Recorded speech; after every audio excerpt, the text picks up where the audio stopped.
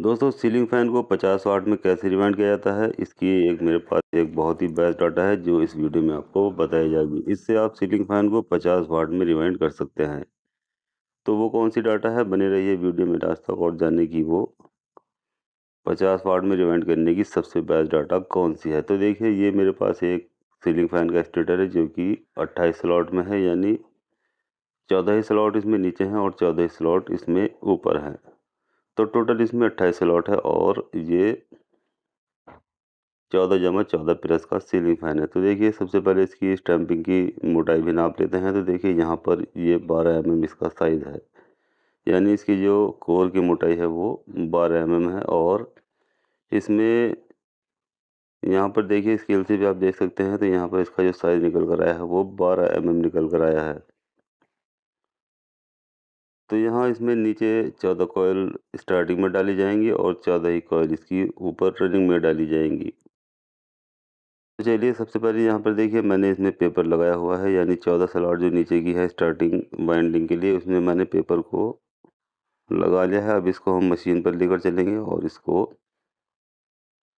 Rewind करेंगे। तो सबसे पहले यहाँ पर देखिए इसमें, क्योंकि इसकी जो ये शाफ्ट है इसके अंदर ये झिरी बनी हुई नहीं है, तो देखिए इसमें तार को निकालने और डालने में थोड़ी परेशानी होती है। तो इसलिए सबसे पहले हम यहाँ पर इसकी एक स्लॉटिंग बनाएंगे, यानी इसमें झिरी बनाएंगे, जिससे कि हमारा जो ये वायर है ये बार बार हमें से नहीं निकालना होगा। यानी इसमें जो ये होल दिखाई दे रहा है, ये इस होल में से बार बार वायर को निकाला जाता है और उससे वायर कट भी जाता है। तो इसलिए यहाँ पर हमें सबसे पहले इसके अंदर एक स्लॉटिंग बना लेनी है, जो कि ग्राइंडर आप बना सकते हैं। तो देखिए कुछ इसको इस तरह से रखेंगे और इसको बिल्कुल जगह में हम रख लेंगे, जिससे कि ये आसानी के साथ में ये देखिए इस तरह से अब लग देखिए जाए। ग्राइंडर उठाएंगे और इसको कटिंग करना शुरू करेंगे। तो इससे हमें बहुत ही फ़ायदा होने वाला है, क्योंकि जब हम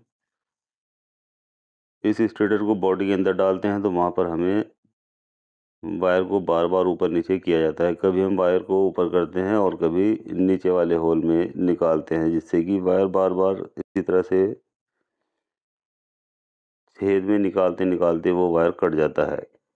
तो देखिए कुछ इस तरह से हम इसे ग्राइंडर से इसमें कटिंग करेंगे, जिससे कि यहाँ पर एक लंबी स्लॉट बन जाएगी।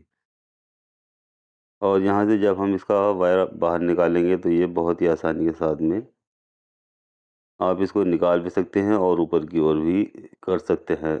अब ना ही इससे कोई तार कटेगा और ना ही हमें बार-बार इसको निकालने की झंझट पड़ेगी। कितनी बार इसको ऊपर करें और कितनी बार इसको निकालें। देखिए यहाँ पर हमने जो इसकी स्लॉटिंग है ये लगभग कंप्लीट कर ली है और देखिए बहुत ही आसानी के साथ में हमने इसमें इसकी स्लॉटिंग बना ली है। तो देखिए कितनी आसानी के साथ में हमने इसमें ये होल कर लिया है, यानी झिरी बना ली है, जिससे कि अब हमें ये वायर डालने में किसी तरह की कोई भी परेशानी इसमें नहीं होगी। तो देखिए ये वायर है और इस वायर को अब हम इसके अंदर डालकर देख लेंगे। अगर ये वायर इसके अंदर चला जाता है तो ठीक है, नहीं तो इसको और भी चौड़ा किया जा सकता है। तो देखिए हमने इसकी जो स्लॉटिंग अच्छे से कंप्लीट कर ली है। अब इसको मशीन पर ले चलते हैं और देखिए यहाँ पर इसको रिवाइंड करते हैं। तो यहाँ मैंने देखिए इसकी 3 कॉइल कंप्लीट कर ली है और उसमें कितनी टन डाली है देखिए ये देख लेते हैं। तो यहाँ पर 410 टन इसके अंदर हमने डाली है। न्यू मॉडल सीलिंग फैन के लिए ये सबसे बेस्ट डाटा है, जिससे कि सीलिंग फैन को 50 वाट में रिवाइंड किया जाता है। अब देखिए 3 कॉइल डालने के बाद मैंने यहाँ इसलिए दिखाया जिससे कि इसमें कोई हेरा-फेरी नहीं की जा सकती और ये जितनी टन हमने इसमें डाली है इतनी ही टन इसमें डाली जाएँगी। तो देखिए सभी कॉइल इसकी मैंने कंप्लीट कर ली हैं और इसमें जो हमने वायर डाला है वो नंबर वायर इसमें यूज़ किया है। अब देखिए इसको फरमे से उतार लेते हैं, यानी मशीन से उतार लेते हैं और यहाँ पर इसके पेपर लगाने होते हैं। तो देखिए मशीन से मैंने इसे उतार लिया है और ये कुछ पेपर के टुकड़े मैंने यहाँ पर देखिए बना कर रखे हुए हैं। देखिए जो यू टाइप में है, देखिए इस तरह से मैं इसको आपको पास से दिखा देता हूँ। तो इस तरह से सभी पेपर हमें फोल्ड करने हैं और यू टाइप में बना लेते हैं और देखिए यहाँ से इन 2 कॉइल को एक साथ नीचे की ओर झुकाएँगे और यहाँ हमें इस तरह से इसको लगाना है। तो इससे क्या होता है देखिए ये जो कॉइल है ये बिल्कुल लॉक हो जाती है और उसका एक भी वायर बॉडी से टच नहीं होता, क्योंकि ये चारों तरफ से पेपर के बीच में आ जाती है, तो इससे एक भी वायर बॉडी पर नहीं आता है। तो ये देखिए इसी तरह से इसके सभी पेपर को हमें एक-एक करके इसके अंदर लगा देना है। इस तरह से नीचे की ओर झुकाएँगे और इसको अच्छे से डालते चले जाएँगे। तो थोड़ी-सी स्पीड में बढ़ा लेता हूँ जिससे कि ये जल्दी-जल्दी मैं आपको डालकर दिखा दूँ।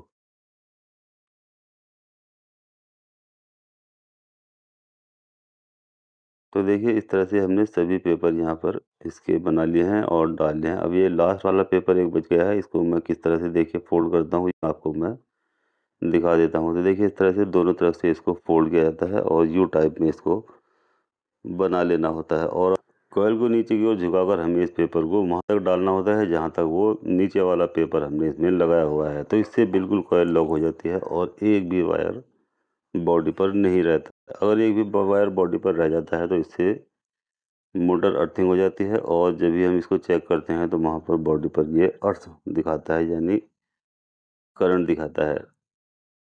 तो अब देखिए ये सभी पेपर हमने इसमें डालकर कंप्लीट कर लिए हैं। अब बारी आ जाती है इसके ऊपर वाले पेपर लगा लेने की। तो उससे पहले देखिए यहाँ पर हम डालेंगे इसमें एक में पेपर, जिससे कि दोनों कॉइल आपस में शॉर्ट होने से बच जाएंगी, यानी यहाँ से अब दोनों ये कॉइल शॉर्ट नहीं होंगी। तो देखिए ये वो पहली वाली और लास्ट वाली कॉइल है, उसके बीच में हमें पर इस तरह से लगाना होता है जिससे कि ये दोनों कॉइल आपस में एक दूसरे से शॉर्ट नहीं होंगी।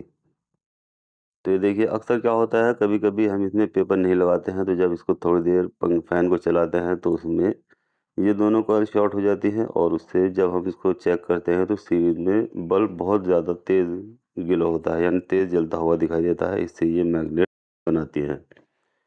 तो इसलिए ये पेपर लगाना बहुत ज़रूरी होता है। इसके बाद देखिए ऊपर वाली स्लॉट है, इनको भी हमने सभी पेपर लगा लिए हैं और देखिए साथ-साथ यहाँ पर एक ये मैंने लगी हुई है, ये सोचेंगे कि ये क्या है, तो यहाँ पर ये एक जोड़ हो चुका था जिसको मैंने अच्छे से जॉइंट लगा दिया है और इसको इस स्लीव के अंदर कवर कर दिया है। तो ये इस तरह की जो स्लीव दिखाई देती है, ये आप समझ लीजिए कि इसमें एक जोड़ होता है और उसको हमने इसके स्लीव के अंदर कवर कर दिया है। अब देखिए हमने स्टेटर को मशीन पर सेट कर लिया, उसकी लगभग सभी कॉइल हमने कंप्लीट रिवाइंड कर ली है। सिर्फ एक कॉइल ही बची है जिसमें मैं जब कॉइल को बनाऊंगा तो वहाँ पर मशीन मेरी 0-0 पर आ जाएगी। तो यहाँ देख लेते हैं कि देखिए इसमें कितने टन हम डाले हैं, तो यहाँ 430 टन हमने रनिंग में डाली हैं। अब इसमें एक कॉइल बची है। अब जब मैं इसको रिवर्स करूँगा यानी मशीन पर चलाऊँगा तो ये जो रीडिंग है ये 0 पर आ जाएगी। तो इसलिए यहाँ लास्ट में मैंने इसलिए दिखाया जिससे कि बिल्कुल सही और ओरिजिनल डेटा इसकी मैं बता सकूँ। तो अब देखिए ये मशीन से हमने इसको भी उतार लिया सभी कॉइल कंप्लीट करने के बाद और ये इसके यू टाइप के पेपर हमने फ़ोल्ड करके रख लिए हैं। अब इनको भी हम इसी तरह से एक-एक करके देखिए लगाते चले जाएँगे और 14 की 14 स्लॉट में इन्हें भी हमें लगा देना है।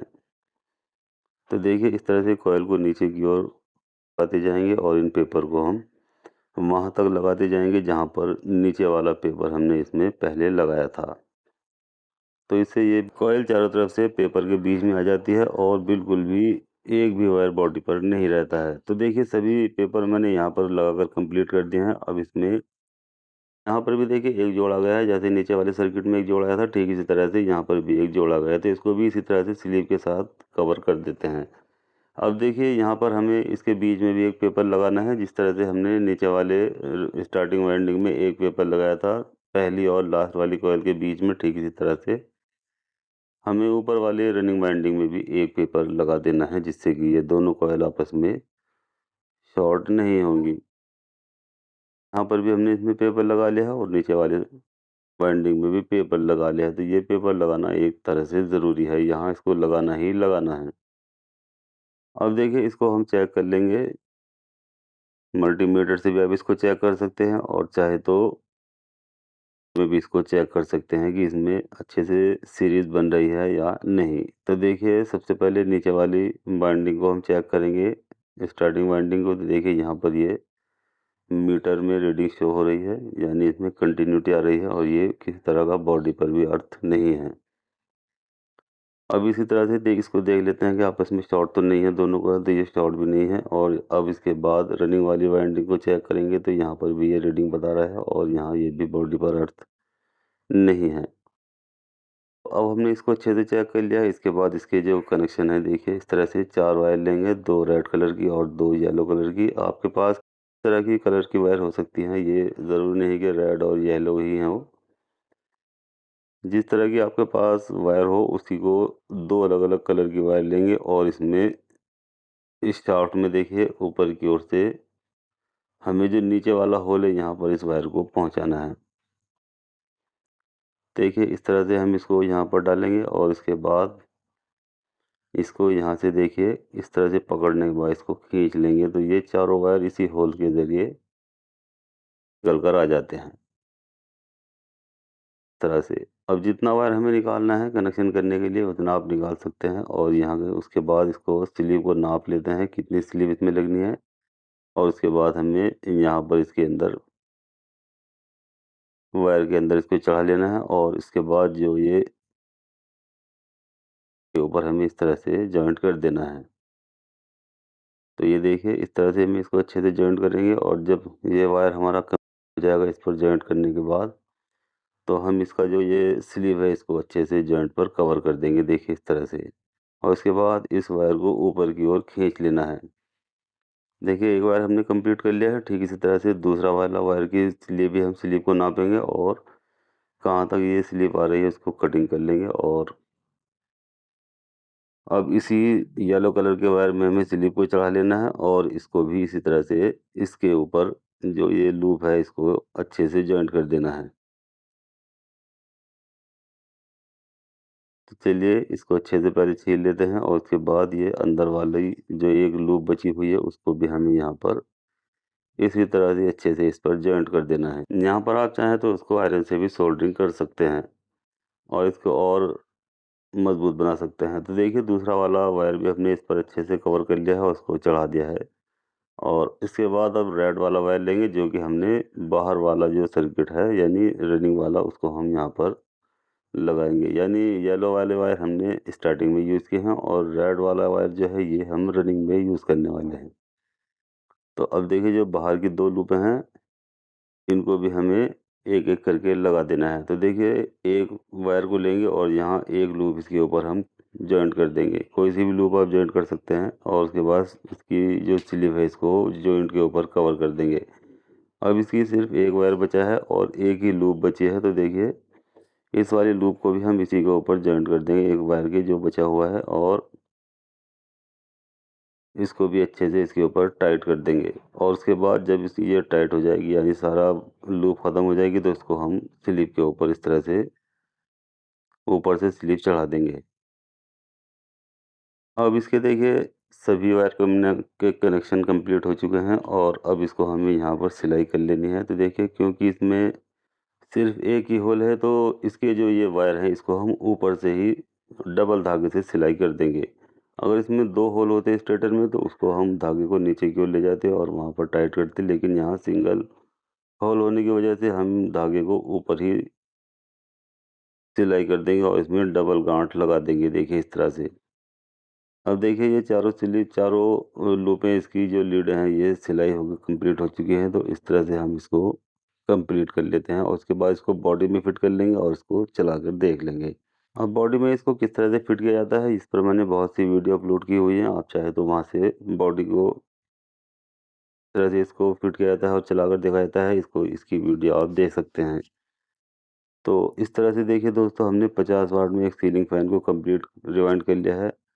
तो इसी तरह से आप किसी भी फ़ैन को 50 वाट में रिवाइंड कर सकते हैं। तो दोस्तों वीडियो अच्छी लगती है तो लाइक करें, शेयर करें और बेल आइकन को भी प्रेस करें और साथ ही साथ मेरे यूट्यूब चैनल एमजेआर टेक्निकल को भी सब्सक्राइब करना ना भूलें।